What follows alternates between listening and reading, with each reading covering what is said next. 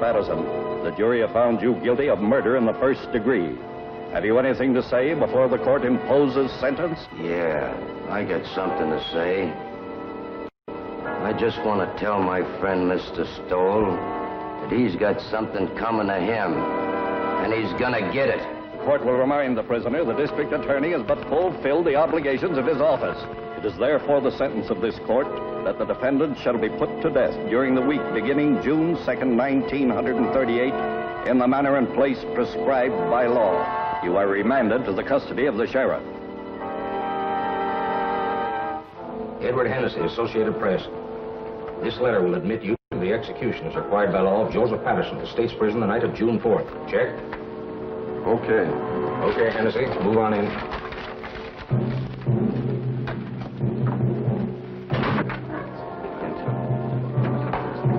Better save some of that till you come out. Well, boys, it looks like Patterson's going to get it all right. Yep, he gets it this time. The DA sure killed the reprieve. Went to the governor himself. He's a tough hombre, all right, all right. Who, Patterson? No, Stowell, the district attorney. You said it. All right, boys. This way, please.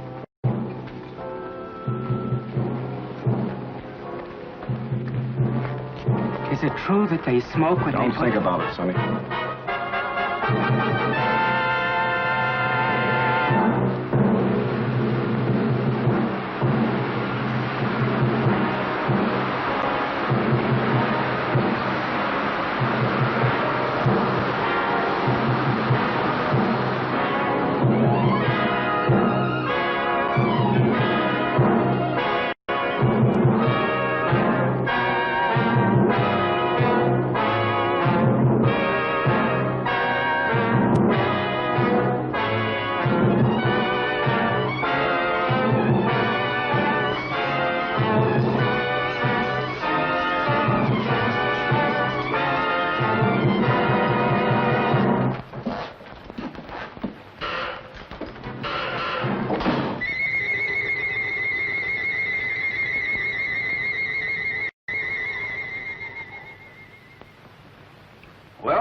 That's that. He thought of you right to the end, Mr. Stowell. Welshers, Sharpy, Welshers, they're all Welshers. You'd think life owed them something. This Patterson bumped off 4 himself, and how many others he's had knocked off, I couldn't even guess. But when it comes time for him to pay off, look at the squawk he makes. Well, we can check off another on the old adding machine. 11 in 18 months. We're making progress, Sharpy, making progress. We'll have this town lily white the first thing you know. I wish you'd get rid of that hideous contraption. It gives me the willies. If I'm not being too impertinent. Just an old Chinese custom, Sharpy. Chinese? You sound more like an Indian, if you ask me. An Indian counting scalps. It's my job to count scalps. It's still a life for a life, so far as I'm concerned, and will be till they rewrite those law books over there. For you, Miss Sharp. Oh, thank you, Sonny. You're welcome, Sharpy. The governor returned the record of the Patterson confession. I'd like to have seen his face when he listened to it. Patterson didn't have a chance. Through with it? I'll take it home and put it with the collection. I should think you'd have enough of them now. Don't be unkind to me this lovely morning, Sharpy. What about the mail? Oh, nothing much. Another clipping from the Tattlers column. Another one? Not a boost this time. Or maybe it is. I never can tell about those things. Read it to me. Not at all, you gossips. Not at all. The wife's boyfriend has the DA's okay. Are you suspicious, Sharpy? No. Oh, Phil's a nice youngster. And you wouldn't have me keep a lady chained up in a vault at home?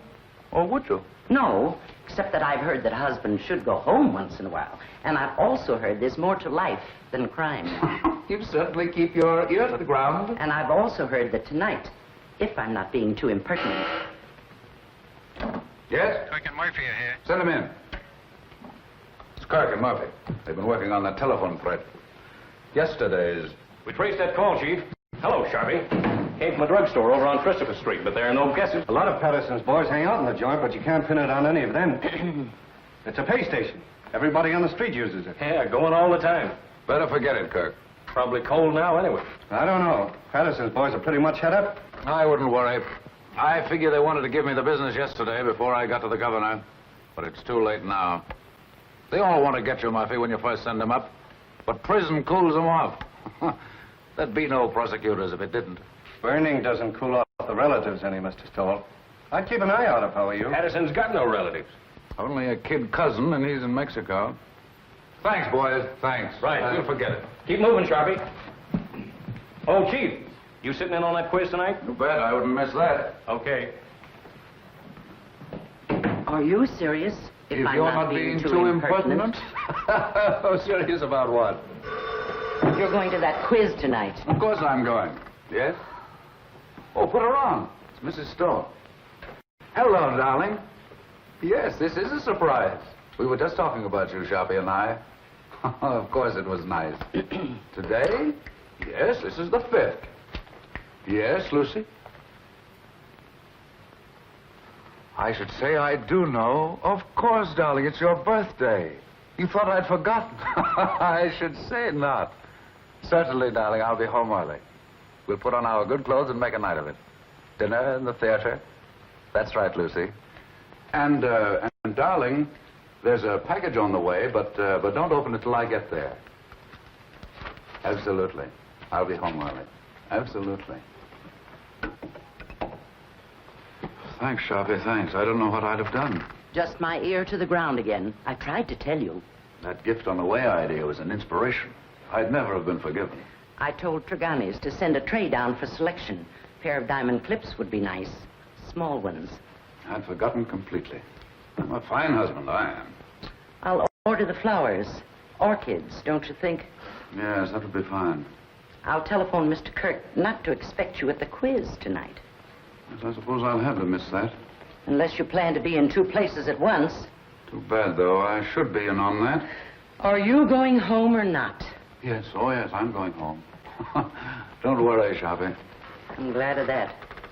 I don't know of anybody just now who could take your place. 10, 15, 24 left to go, Sharpy.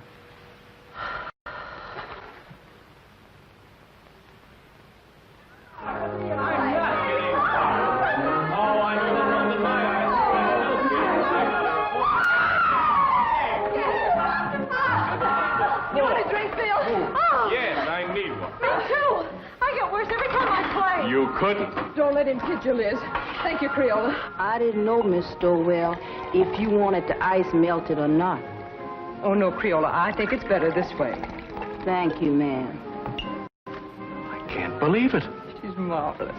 She's my new maid, but you should taste her biscuits. They're wonderful. I'll taste a highball if it's all right for everybody.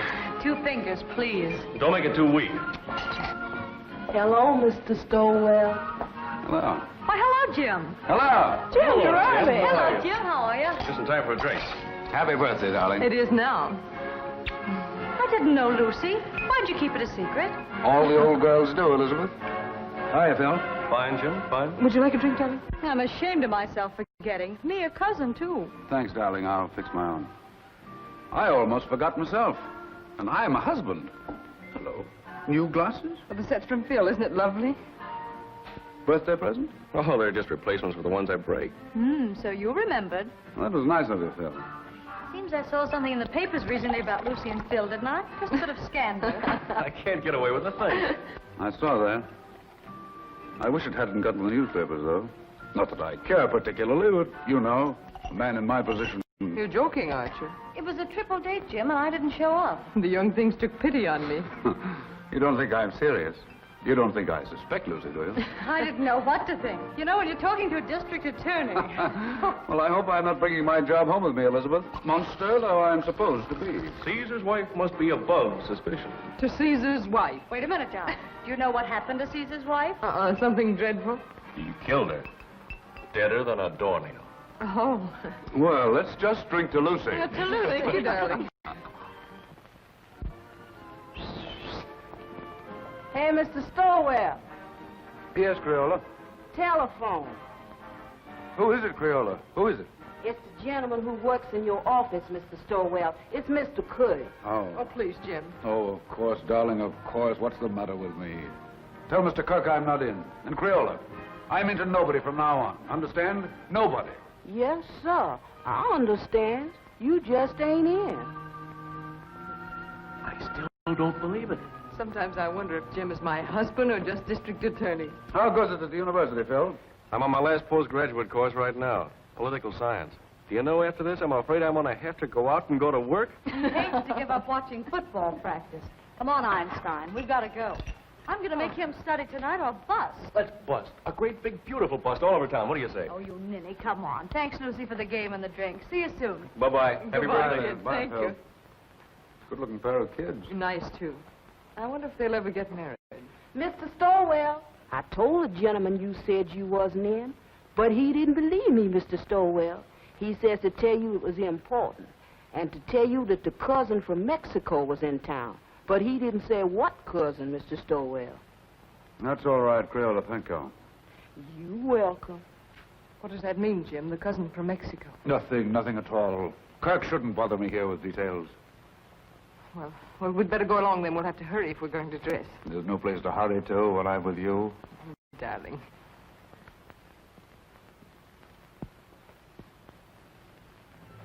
These clips are so lovely, Jim. You know, I really hoped for them. Smart girl. I bet you hoped me into them. Well, don't people say that if you hope hard enough for anything, it comes true? Only foolish people, darling. Hope's a cheat, and not a very kind one. Must you be cynical tonight? Oh, don't listen to me.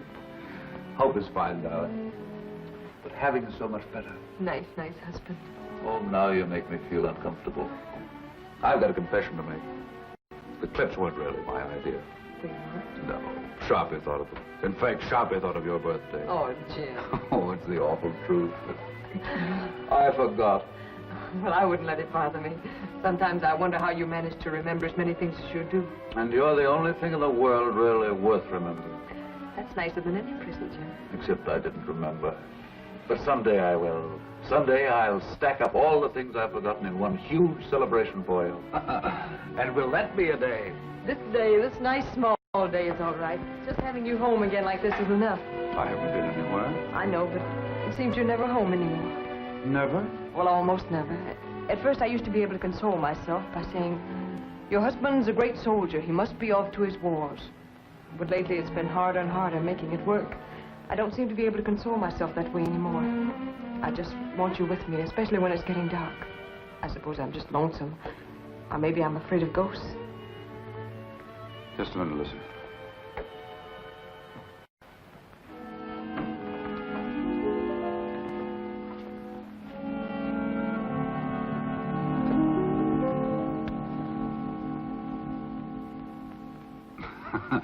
Just in case of ghosts. Jim, must you carry a gun even on our night out? It's nothing, darling. What the well-dressed man must wear. That doesn't sound like you, Jim. I know you're just trying to put my mind at ease, but you didn't used to joke about things like this. It's nothing, Lucy, I promise you. But it isn't nothing. When you scolded Liz this afternoon when she was joking about Phil and me, you said you didn't want to bring your job home with you. Now you are bringing it home with you. You really mean it, Lucy? Well, look, Jim, we can't even go out on a birthday celebration without your being armed. I'm sorry, Lucy. But it isn't as serious as you think. The gun has made everything sort of melodramatic. But I didn't realize that I was bringing the job home with me. Sharpy accused me of it, but I wouldn't listen. I've been wrong. I stand convicted. Pardon me, Governor, and I promise it won't happen again. But it isn't just the gun, Jim. I know, darling, it's me. It's the job. It's everything about me. Yes, Creola? These just come. Orchid. Oh, this is my birthday. Jim, you're a darling. You're a considerate, impeccable husband.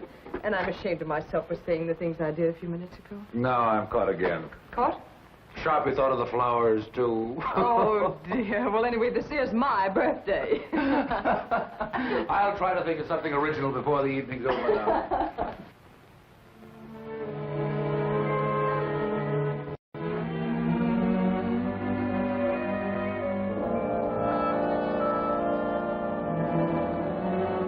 Nice evening, ma'am. Perfect, Jenks, perfect. Been some time, Drink, since we've made an evening of it. But Mrs. Stowell with us it is, sir. Why, Jenks, you mean? Oh, no, ma'am, I didn't mean it.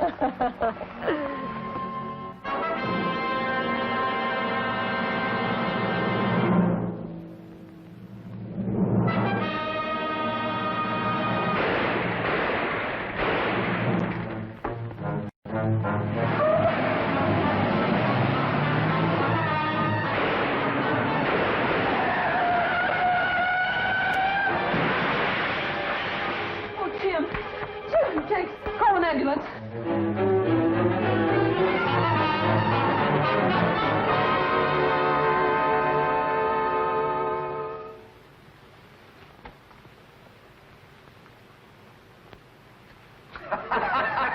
Thanks, Steve.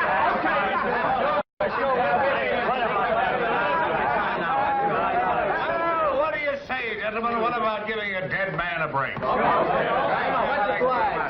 And let it show on the front pages.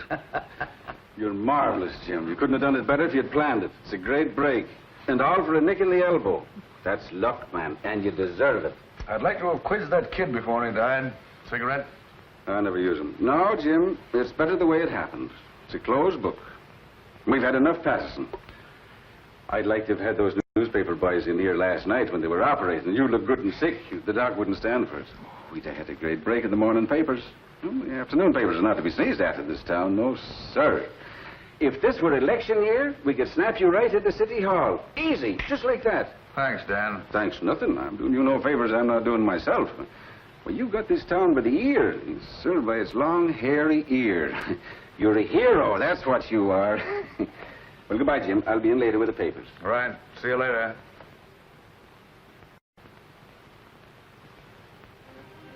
We've all gone, darling. Enjoy your walk. Oh, yes, Jim. While I was walking, I did a lot of thinking. An awful lot, Jim. Bad for your complexion, darling. I heard those reporters talking coming out of the elevator. I couldn't believe they were talking about you. I overheard one of them say, the Inquisitor almost got it himself.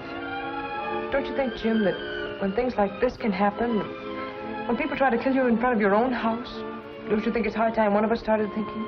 I've been thinking myself, Lucy. Quite a lot, too. But I mean about us, Jim. We've got to do something. Hardly ever seen you is bad enough, but when... I know. I've become a regular headhunter, as Sharpy says. Does Sharpy say that? All the time. Says I've become a maniac. Says everybody's a suspect with me. Everybody's a potential criminal. Says all I live for is convictions and executions. I never had the nerve to tell you. You didn't have to tell me. I knew it. Knew what you were thinking, too. Did you really? Really and truly. Yes? Who is it?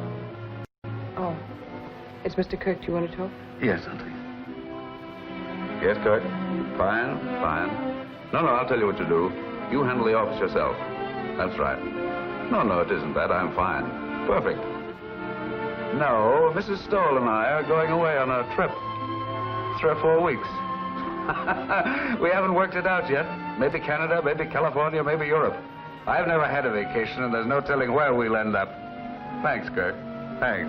Goodbye. Do you really mean that? Absolutely. We both need a vacation, Lucy.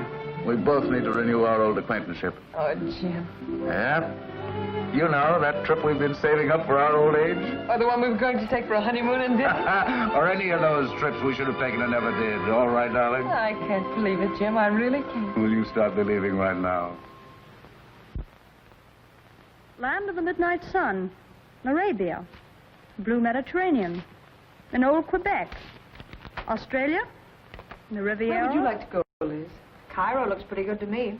Why not 2 weeks of salmon fishing in Alaska? I think I'd like to go to Switzerland. Very aloof, Switzerland. But it's so clean and quiet. Egypt's where I want to go. It's dark and mysterious. Oh, no. Egypt's got no sense of humor. I don't want anything dark. I want sunshine and snow and everything white and blue and glistening. Listen to me, will you? I'll be happy if we ever get anywhere. I still have to pinch myself to make sure I'm awake, and I'm very careful not to pinch too hard. I really can't believe it. I really can't believe it. A bracelet to match the lady's birthday clips. Your clips, Sharpy. How they've been gnawing at my conscience. I had to think of something myself, or I wouldn't have enjoyed a moment of the trip. So you're really going? I have to, Sharpy. I have to. I haven't been myself lately. I've been somebody else. You're not telling me anything. I've got so lately, I'm suspicious of everybody. Why, I'm suspicious of you, Sharpy. I'm even suspicious of myself. I third-degree myself. I put myself on the stand. I find myself turning around quickly to see if I'm the man I think I am. What would you say to that, Sharpy? I'd say you weren't going away a moment too soon. Right, Sharpy. You're always right. So I'm going. The moment I go out of this office, I'm gone, you understand? And you don't know where to find me. Yes, Mr. Kirk. No, Mr. Kirk, he's not in the office. I see. A murder. But I'm not... I imagine it must be sensational. Of course. I know. Yes, Mr. Kirk, if you should come in, I'll have him call you immediately. Goodbye. And don't call me Sharpy. The sins you have on your soul, Sharpy. I'd run if I were you. I'm running. Thanks, Sharpy. Goodbye. Thanks. I didn't think you had that much sense. If you're I'm not being too impertinent.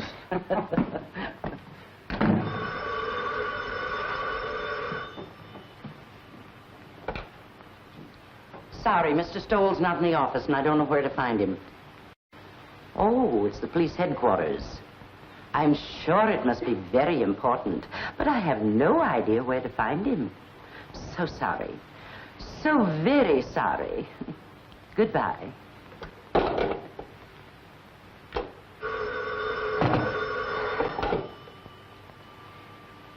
Sorry, he's not here, Captain.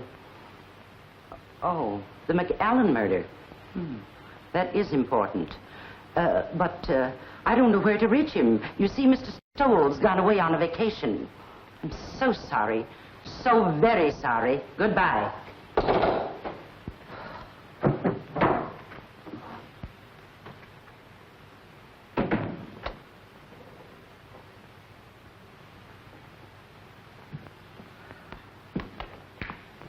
Hello, Sharpy. Where's the chief? I haven't the faintest idea. Well, I've got to get a hold of him. Dr. Shaw MacAllen just shot his wife. Oh, indeed. Scoop Kirk. Well, it's the biggest thing that's broken around here in years. You know him, Sharpy, the Pittsburgh MacAllens. Millionaires. He teaches up at the university. I'm sorry, Mr. Kirk, but Mr. Stowell is away on a vacation. Well, he can't have gone very far. He was here half hour ago. I know, but he was moving mighty fast. Yes, Lieutenant, what can I do for you? I wondered if you had located Mr. Stowell yet. He's gone. Sharpy says he's gone on a vacation. Oh, that's too bad. They're bringing MacAllen over here. I figured Jim would want to question him. He won't open his mouth. Well, I'll question him. What did you pick up, Fred? Oh, the same old story. He was crazy about her and found her with another man. You know, I remember something about her. Didn't his family kick him out when he married her? Without a cent. Come on.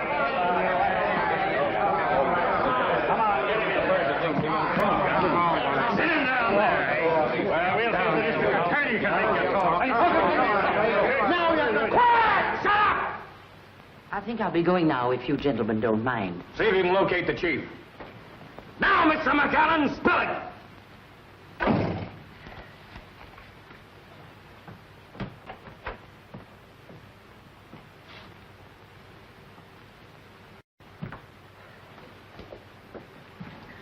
Lock up when they're all through, Pinky. And put the cat out. Okay, Sharpy.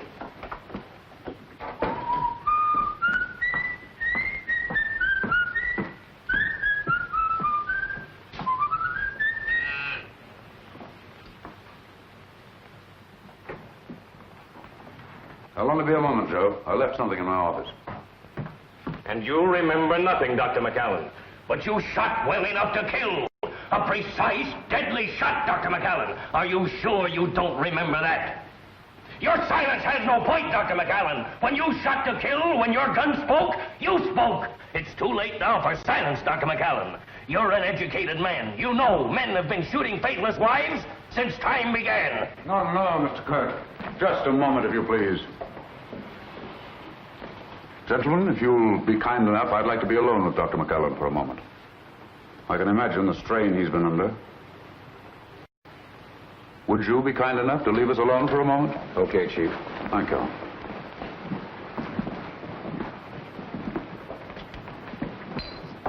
I'm sorry, Dr. MacAllen. We've been so inconsiderate. Sometimes my men allow their ambitions to run away with them.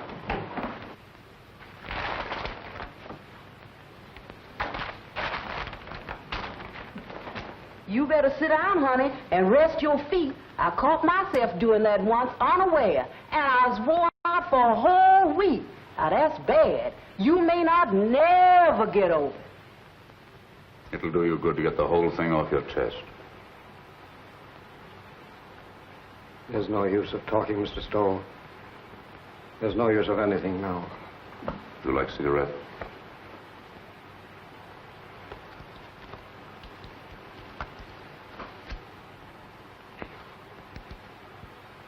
Drink? I have some very good brandy. I don't want you to talk if you don't feel like it. I just want you to know we're not monsters here. We're just human beings like yourself. They can do what they want with me. It doesn't matter anymore. Nobody's going to do anything to you, Dr. MacAllen. I'm not trying to hide anything. I shot my wife. I killed her. Are you sure you wouldn't like a drink? I suppose it all happened suddenly. Only this afternoon. Only a few hours ago. I was leaving home for class. When I realized it was raining, I went back for my raincoat. It was then I saw her sitting in her room before the mirror. Never had she seemed so beautiful. Sitting there in the dark, with only the 2 small lights on her dressing table burning. Powdering her neck and shoulders, smiling and humming, happy with herself. Never had she seemed so beautiful as at that moment, with the mirror light shining up on her face, and the rain beating on the window behind. All husbands have moments like that. And at that moment, I realized how terribly I'd neglected her. Oh, I know it sounds horrible now, but it was for her sake I neglected her. For her sake, I worked, studied. I wanted her to have good things, and we were poor, very poor. I understand. You watched your wife before the mirror. And as I watched her, I said to myself I would never neglect her again. And then I tiptoed across the room to the dressing table. With her humming, she didn't hear me. I leaned down quickly and kissed her. Instantly, the moment I kissed her, she shivered. Her flesh became goosepimply as with cold. I saw her face in the mirror looking up at me, and all its happiness was gone. On it was a look of revulsion. I was speechless, stunned. I see. The Japanese have an expression.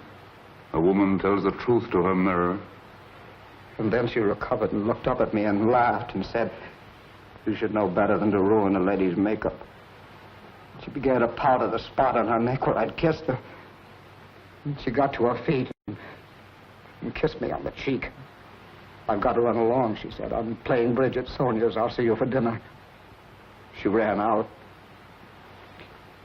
I stood, still speechless, and watched her go. I see.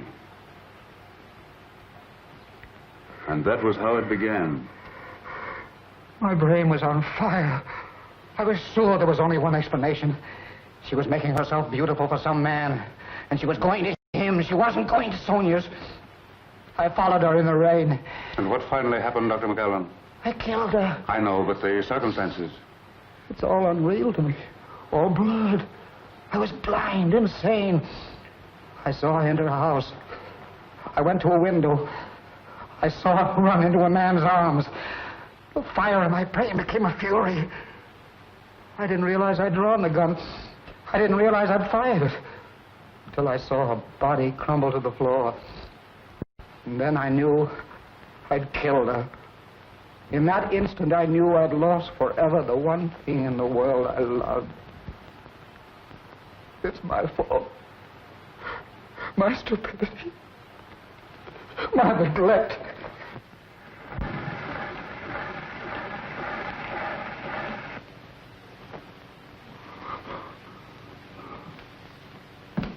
Kirk, better get him out of here. Looks as if you'll have to give him a lift. Come on, let's get going. Better have the doctor give him a shot or something. A sleep will do him good. Did you get it recorded? Yes, sir. Every word of it. It's right there. We've got a written transcription, too. They'll send him to the chair. Did you ever hear such a fairy tale in your life? The kiss before the mirror. I don't know, Chief. You know, that's the way things like that sometimes start. Oh, you should be smarter, Kirk. His emotional upset fooled you. Well, that was genuine enough. But the kiss before the mirror story, that's something else again. Wait till a jury hears it, with the proper commentary by the prosecution, I mean. You want to transfer to cylinder? No. I like it flat. I can play the whole thing through then. I think I'll take it home and lock it up. Keep this quiet. The MacAllen family will probably leap to the rescue with their millions now the wife is out of the way. And by tomorrow, they'll have all the legal brains in the country lined up against us. They'll repudiate the confession. They'll repudiate it, all right. But if we don't mention it, they won't worry about it. That is, until we spring it. And I have an idea something can be made of it at the right time. It's going to be a battle. I won't say a word. Oh, you wanted this? Oh, and something else. I forgot this earlier.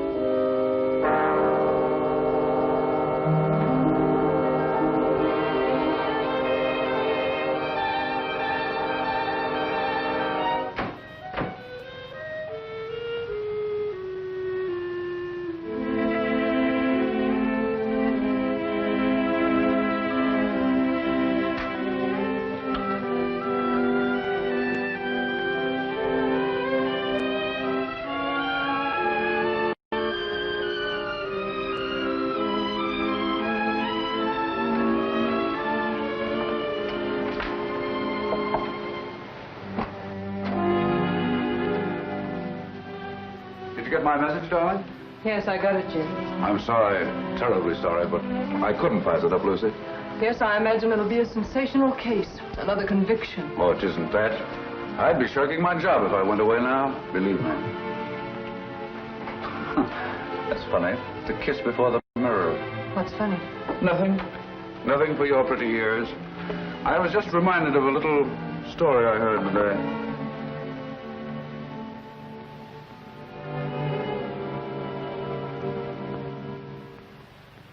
Dave Marrow to defend MacAllen. Famous criminal lawyer engages family rallies to professor's aid.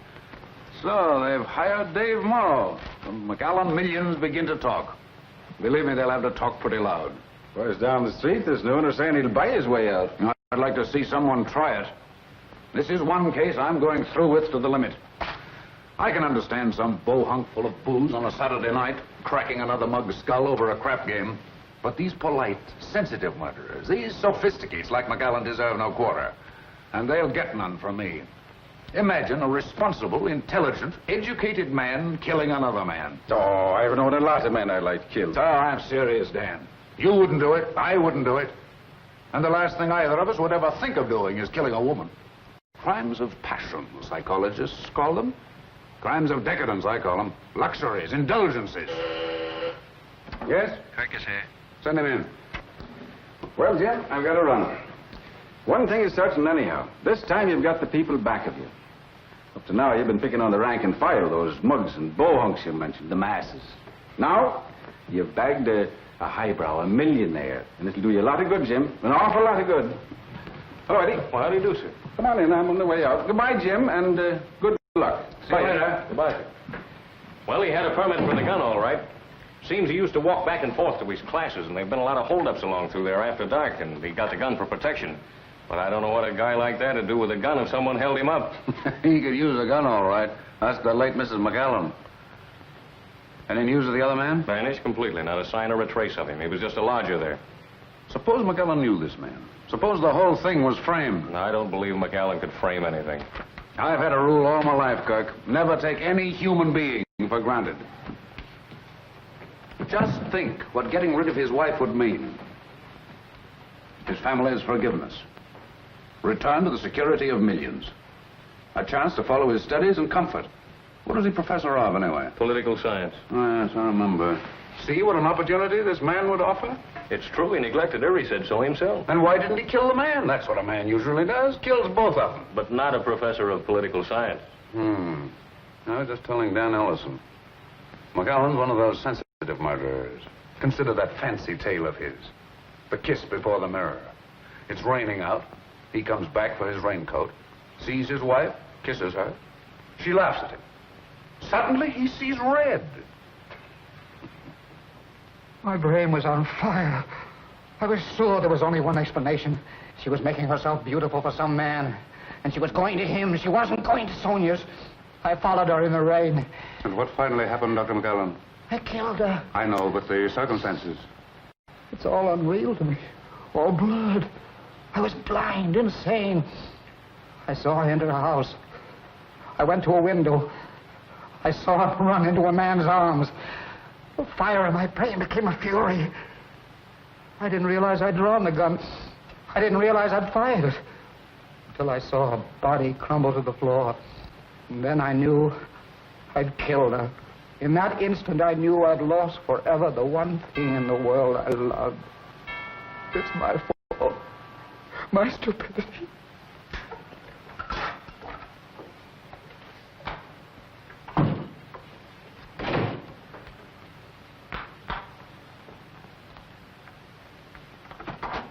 Oh, hello, Phil. Hello, Lucy. Say, what's the matter with you? You look as if you'd seen a ghost. A ghost? Well, maybe not a ghost, but a boogeyman anyway. Oh, no, I've just been sort of moping around. No fooling now. What's the matter? Nothing, just these early summer evenings, I suppose. I'm afraid I'm a little weepy every now and then, Phil. I'm also afraid I enjoy it.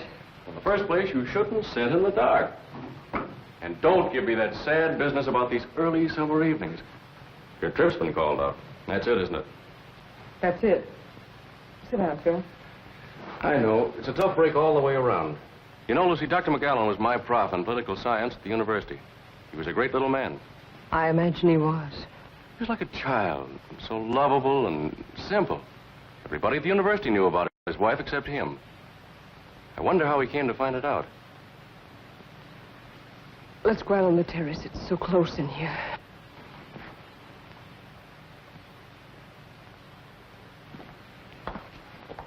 This fresh air is better. You sure you feel all right? Oh, yes, I'm all right.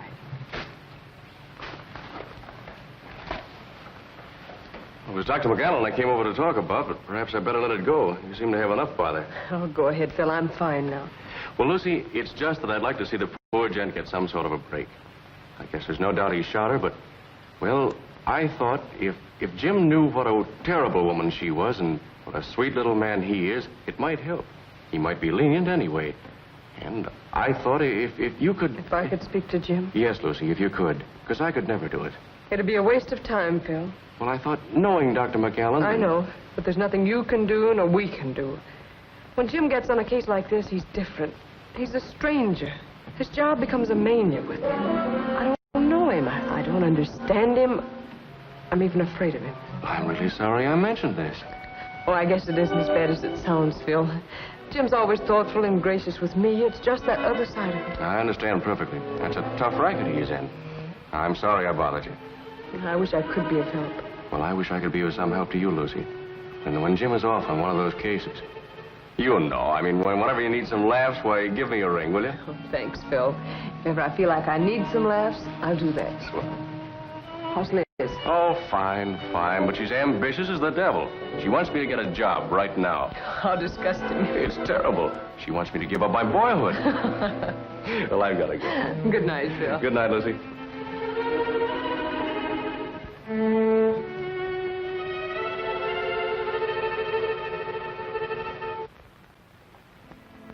Oh, I didn't know you were here, Jim. How long have you been home? Just a few minutes. Out for a walk? No, Phil dropped over. We've been out on the terrace talking. Phil likes the dark, too. Writing poetry, I suppose. Oh, no. Phil's one of our young realists. He lives a sort of poetry, though. Limericks, I imagine. No, popular songs. Gay ones, bright ones. How's Elizabeth? Oh, she's fine. Phil says she's ambitious as the devil. She wants him to give up his boyhood. He couldn't mean his childhood, could he? What's the matter with you, Jim? Nothing. Why? Talking like that. You like Phil, don't you? You always have.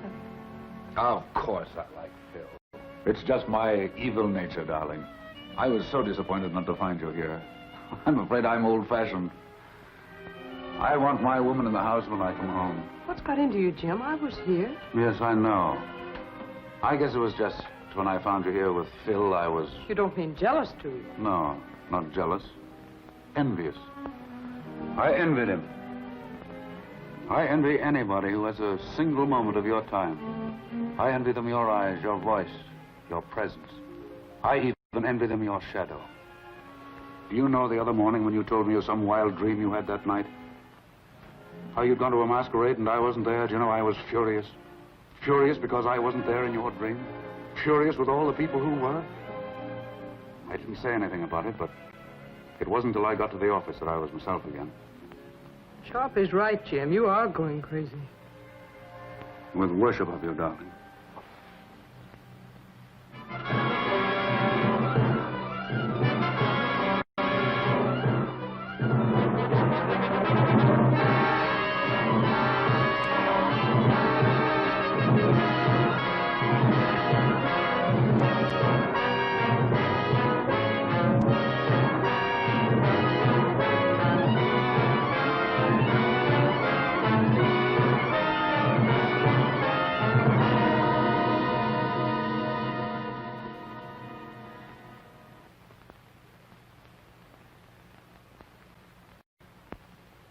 I'll bet they had some idea like that. More coffee? Like what? No, darling. Bribery. Using the family millions on me. I'm sure they know you better than that. Well, they're spending plenty as it is. You want another waffle, Mr. Stowell? No, thanks.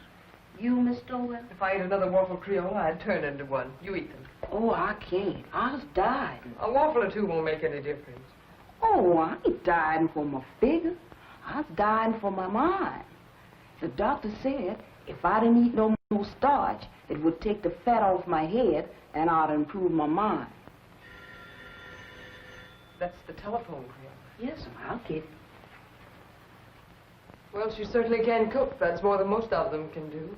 Hello. Yes, sir. Oh, I'm fine. Oh, that ain't no trouble at all. She's right here. It's Mr. Phil for you, ma'am. He called for you last night, but you wasn't in. Yes, Phil? Oh, you idiot. You didn't bother me at all. Yes? Oh, yes. We'll drop over later. I'll see you then. Bye-bye. Oh, excuse me, ma'am.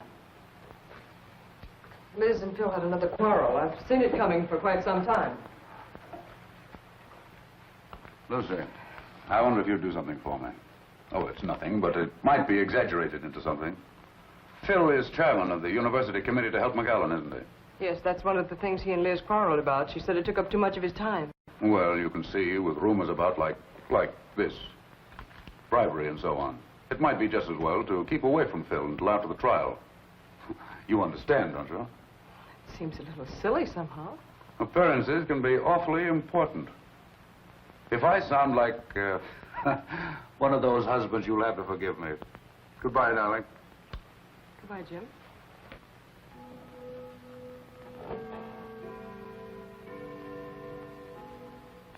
No, Dave, the job was premeditated, and I'm pretty sure I can prove it in court. Aren't you going just a little bit out of your way, Jim? I'm not just talking as his attorney when I say that he was not in his right mind. I know, you're just talking as an old friend. Now, I've defended many a criminal, and if MacAllen's one, I'm giving up the profession. Believe me, if ever a man was insane, he was. So, it's insanity again, Dave. I suppose you've got your battery of psychologists and experts all lined up. And when they get through, you have MacAllen fixed up so mad, you'll be asking us to believe that it was his wife who shot him. Cigarette? No. But I tell you, the man was really crazy. It's the only possible explanation. If you keep on, none of us will be responsible for anything. We'll do what we like. We'll steal, kill, anything. And if the police catch up with us, we'll just go out and hire someone as smart as you to prove us crazy. That is, if we have the money.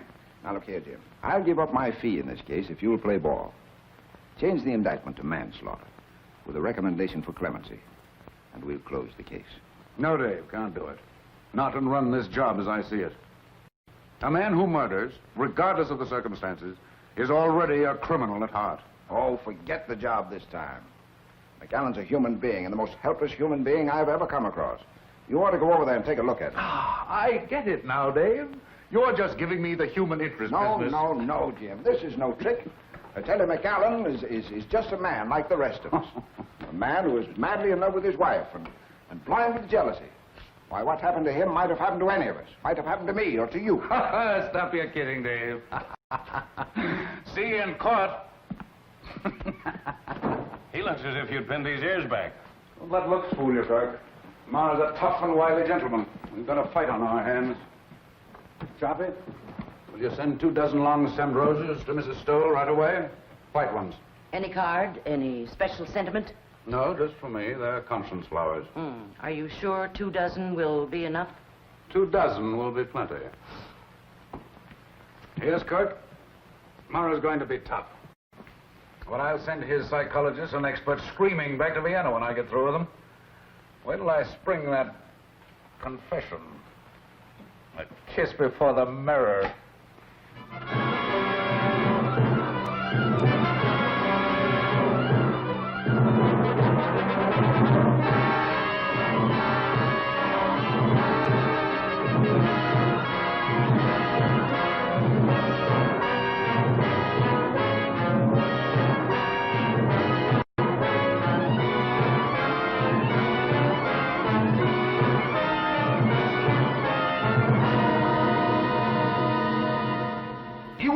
That you neglected your wife. You saw little of her. You were too busy with your humanitarian studies, your plans for a better world. I must ask you again to answer yes or no. Yes. Thank you.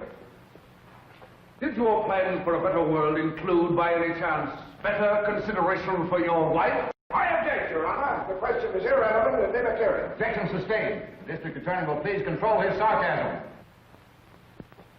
You are a professor of political science at the university, is that right? Yes, Your students loved you, liked your courses. I think so.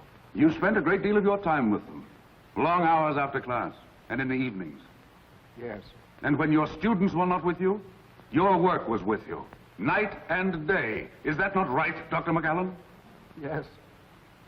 How long would you say, Dr. MacAllen, how long was it before your wife's death that you took her out, say, to dinner, to a party, to the theater? I object, Your Honor. The question is irrelevant. Objection overruled. The district attorney may continue. How long, Doctor? A month? 2 months? 3 months? About 3 months. This, then, is the woman you loved. This woman you did not think enough of to be a companion to in her ordinary life. This woman you left to weep her heart out in her own loneliness. This is the woman you say you loved with a passion, with a madness that drove you to kill? I object, Your Honor. I object. Order! Ladies and gentlemen, be seated. Order! Evening paper, ma'am. MacAllen collapses on the witness stand. Thank you, Creola. You're welcome. Cracks after 2-hour grill by District Attorney Stowell.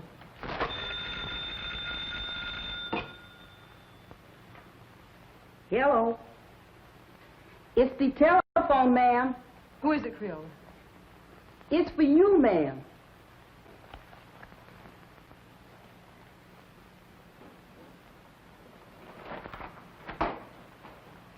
Yes? Oh, yes. Oh, yes, yes. I'll be over as soon as I can.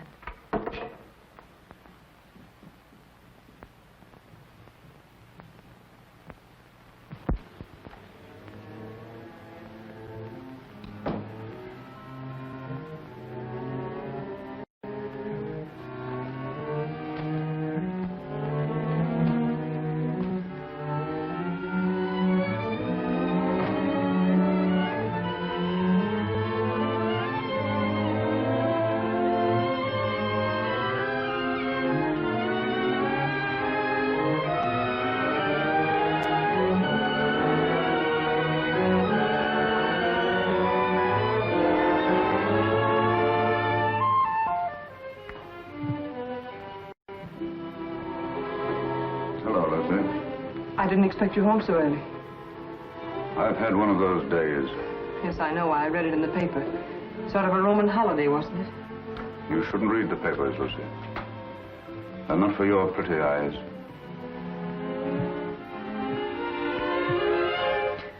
Jim. What's the matter, Lucy? Nothing, Jim. I have to go to Elizabeth's for a few minutes. I wish you didn't have to go out tonight, Lucy. I'm sorry, Jim, but I have to. I'll be back before dinner.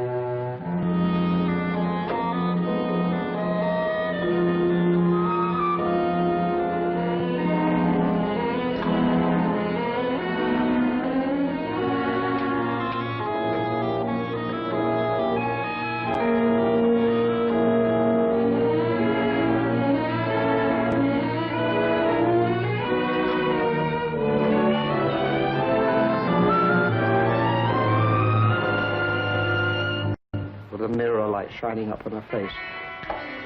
I leaned down quickly and kissed her. Instantly, the moment I kissed her, she shivered. Her flesh became goose-pimply as with cold. I saw her face in the mirror looking up at me, and all its happiness was gone.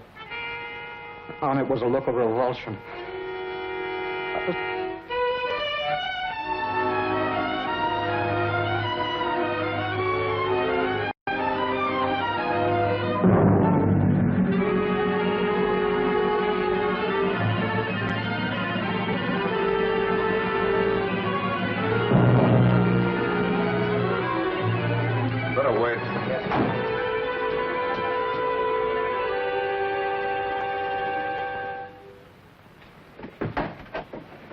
Why, Jim.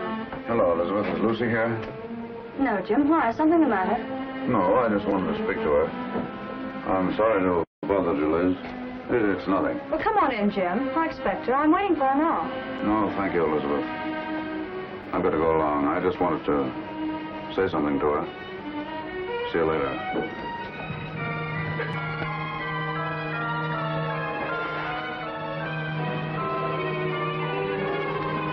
406 Maple Drive. You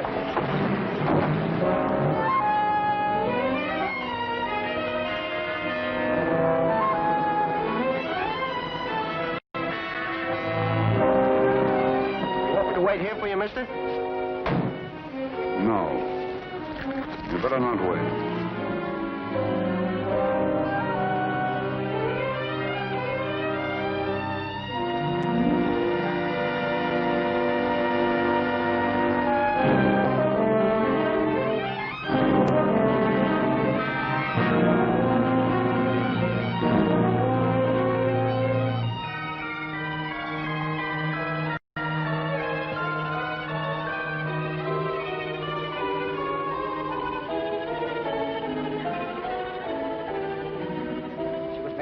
Beautiful for some man. And she was going to him. She wasn't going to Sonia's. I followed her in the rain. It's all unreal to me. All blood. I was blind, insane. I saw her enter the house. I went to a window. I saw her run into a man's arms. Fire in my brain became a fury. I didn't realize I'd drawn the gun. I didn't realize I'd fired it. Till I saw her body crumble to the floor. Then I knew I'd killed her. In that instant, I knew I'd lost forever the one thing in the world I loved. It's my fault. My stupidity. My neglect.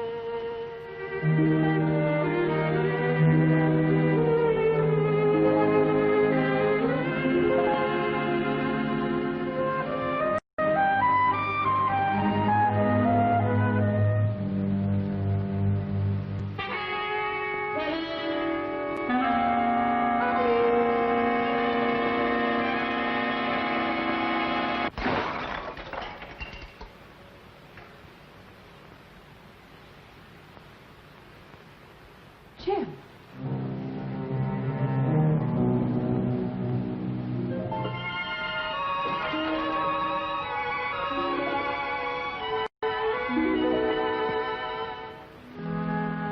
It was a stupid record. I should have bought some new ones. Liz said you were looking for me. What is it, Jim? Nothing. Nothing much. I guess the case is about getting on my nerves. I simply wanted to tell you that I wouldn't be at home tonight. I'm staying in town. Oh, I see. It's much better if I'm near the office. Yes, I suppose it is. The office is terribly important.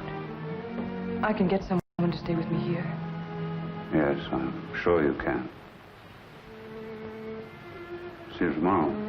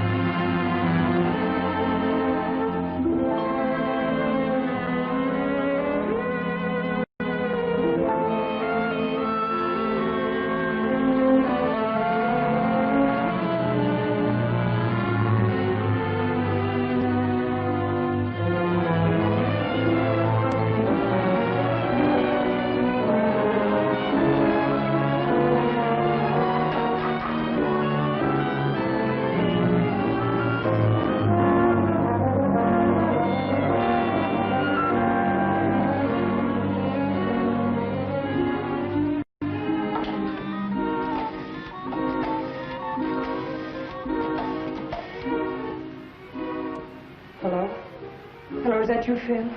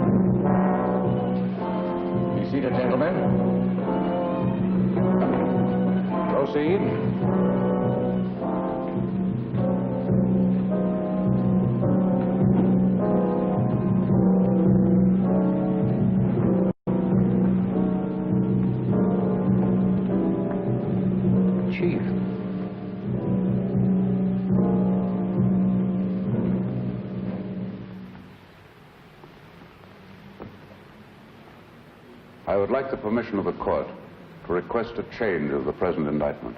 In the form in which it was returned? In its form and in its intention. This request is quite unusual.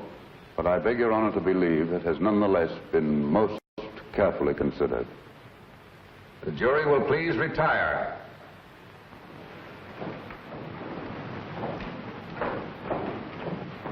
What's the matter with Stowell today? Can't figure it out, unless he's got a new act. He looks as if he's ill. I do hope nothing's happened to him. This is the only day I can come. Here's where he pulls something out of his sleeve. The state has come to the belief that the indictment of murder brought against the defendant in this case was not fairly and justly conceived. The attorney for the state has come to the belief that he acted without premeditation. If it please the court, the state recommends that this indictment of murder be amended to a charge of manslaughter.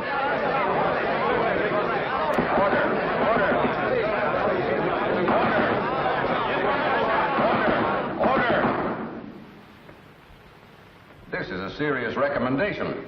May the court ask what consideration led the attorney for the state so to change his conviction? An unusual consideration. Since the adjournment of court yesterday, he has had experience with a case that, to a great extent, parallels this. In fact, is extraordinarily similar to it. And his findings in that case have urged him to reconsider this.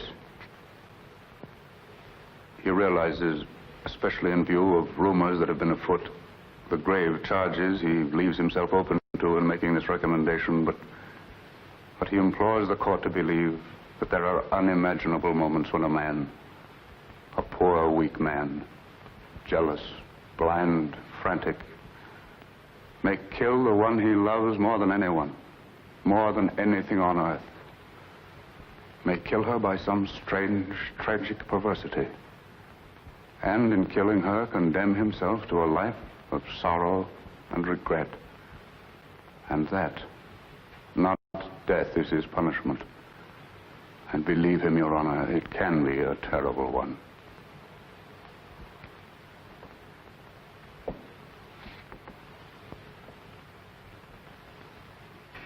I see.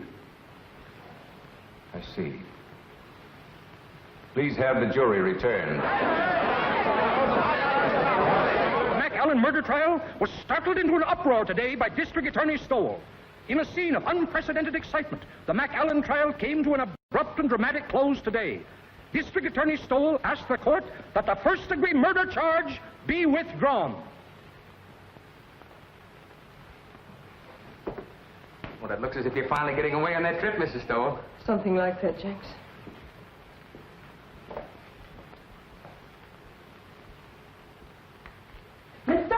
Miss Stowell, you should hear Miss Stowell. That's it, Creola. Mr. Stowell just let that MacAllen man go. He let him go? Yeah, something like that. You just come on in and listen, Miss Stowell.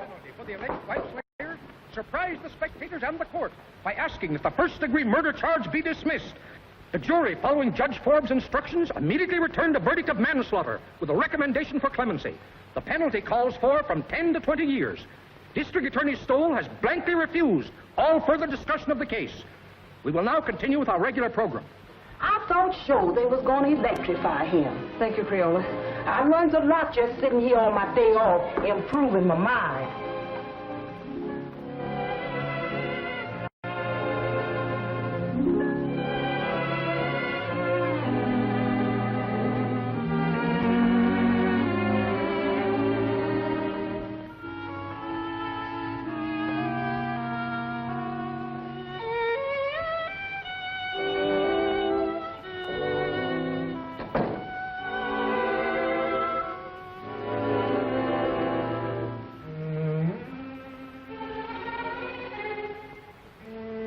I saw Jenks outside. I know it's too late for regrets, Lucy. I've been mad. Mad. There's no other word for it. No other explanation of my selfishness and stupidity. You've always been generous, Lucy. And before you go, I'm going to ask you one last great kindness. Won't you let me start all over again? Not here in this house. Not as your husband. Not even as an old friend, but just as if we'd only met. Strangers, meeting for the first time. Like that first snowy day in New Haven. And let me try to win you back. I don't know, Jim. When you walked out last night, it seemed that your job, the prosecutor, had won. Believe me, Lucy, I didn't know. I didn't realize what had happened between us until yesterday when I saw you sitting before the mirror. When you kissed me? Yes, when I came home. I hated you then. I just read your cross-examination of MacAllen and how he collapsed on the witness stand. And you seemed to me more of an executioner than an attorney. I know. I understand, Lucy. And afterwards, when you left the room, I realized the truth for the first time. Hello, folks. I want you all to meet the young lady's husband. We were married before breakfast. Oh, Liz, I'm so happy. I don't know what I'm crying for. Come here, bride. Kiss Mr. Stowell. After all, it was his wife that did it. That's right, Jim. He was really going to run out. Don't I know? When I was over there last night, he had his bags all packed. My bag, you mean? All the happiness in the world, Elizabeth. Thanks, Jim. I don't have to wish you happiness, Phil. You have it. Thank you, Jim. I hate to admit it in front of two women, but I think you're right. Thank you, sir. Oh, Jim, isn't there a bottle of wine on ice? Not now, Jim. Save it until we get back. Come on, Victor. We've got to run. On to Niagara Falls. To Niagara Falls? Phil insists. He wants to be different. We're going to drive up in the flivver, and I tied the tin can and ribbons out all by myself. And he's made one of those just married signs, too. Didn't I read somewhere about the bridge over the falls being done? Well, we can still send postcards. That was a marvelous thing you did today. You're a great man, Jim. Hardly. I just came to my senses, that's all, Phil. Well, come on, Liz. We've got to be moving. Well, goodbye, Phil. Goodbye, Jim. Goodbye, Lucy. Goodbye. Good luck. Thanks again, darling. Forget it. Ring us up when you get back. Come on, Mama. We got to go. Don't call me Mama. I don't like it. Well, you better get used to it. Hello. It's the telephone, Mr. Stowell. Who is it, Creola? It's that Mr. Allison from the office, and he said it was most urgent. No, Dan. Oh, I've had enough of the job. Enough for a while, anyway. That's right. No, I won't do it. No, I'm not resigning, Dan. The job's all right. The trouble's with me. I've just got wise to myself.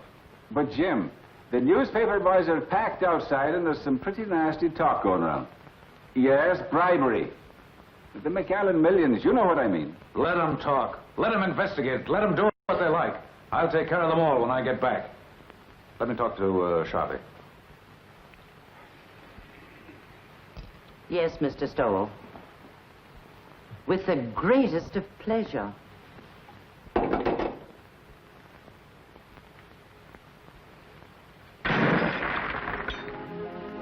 That's my little good deed for the day. Never mind that, Jinx. And please bring the other bags back. I won't be going for a few days. Yes, ma'am.